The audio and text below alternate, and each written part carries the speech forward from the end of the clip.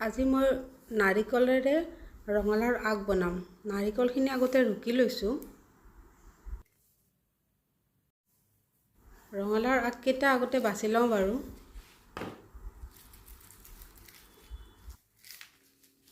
ৰঙালাওৰ পাতকেইটা হাতেৰে ছিঙি ছিঙি দিছোঁ, কাটি দিয়া নাই আৰু।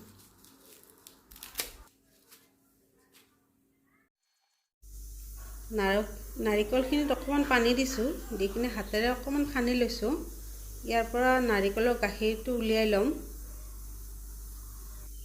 নাৰিকল দি বনাব পাৰি, মই আৰু গাখীৰটো উলিয়াই ল'লোঁ। উলিয়াই লৈ কিনে এনেকৈ বনাওঁ।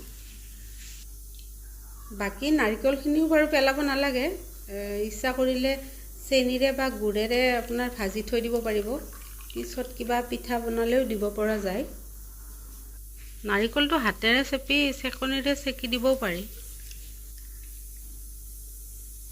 ইয়াত সৰু আলু এটা দিছোঁ, দি এইখিনি ধুই লৈছোঁ। পিঁয়াজ আৰু নহৰু, আদা আৰু জলকীয়া, আৰু এইখিনি হৈছে আপোনাৰ গাখীৰখিনি। প্ৰথমতে তেলটো গৰম কৰি ইয়াত গুৱামুৰি দি দিছোঁ, ভাজি থোৱা গুৱামুৰি। এতিয়া ইয়াত পিঁয়াজখিনি আৰু জলকীয়াখিনি দি দিম, অকণমান ভাজি ল'ম।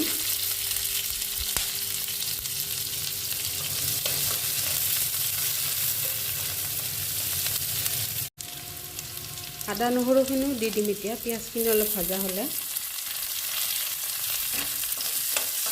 শাকটো দিয়াৰ আগতেই আদা নহৰুখিনি ভাজি ল'ব লাগিব, নহ'লে আপোনাৰ শাকখিনি দিয়াৰ পিছত কেতিয়াবা আদা নহৰু দিলে আপোনাৰ নহৰু গোন্ধটো নমৰে, নহৰু গোন্ধটো ওলাই থাকে, ভালো নালাগে তেনেকৈ খাই।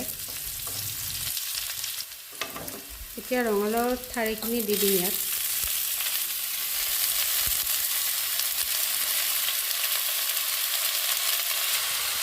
হালধি এখন দি দিম, সৰু চামুচ। অলপ দি দিম, সোৱাদত যিমানখিনি লাগে বুলি ভাবোঁ।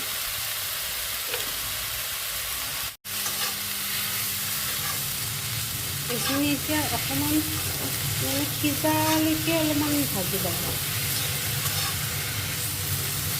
গেছটো কমাই থ'বও পাৰোঁ। এইখিনি ঢাকনি এখন দি সিজাই ল'ব পাৰে, বা নহ'লে গেছটো কমাই থ'লে আপোনাৰ অলপ সময় লাৰি থাকিলেও সিজি যায়।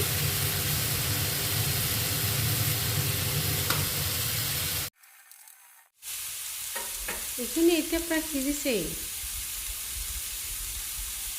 ইয়াত এতিয়া নাৰিকলৰ গাখীৰখিনি দি দিম। গাখীৰখিনি দি আৰু বেছি সময় নাৰাখোঁ, নমাই দিম।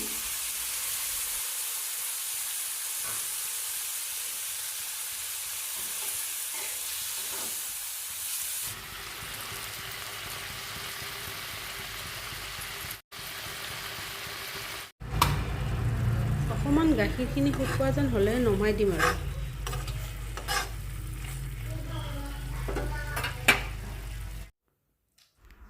দেখিব ইমান ধুনীয়া হৈছে।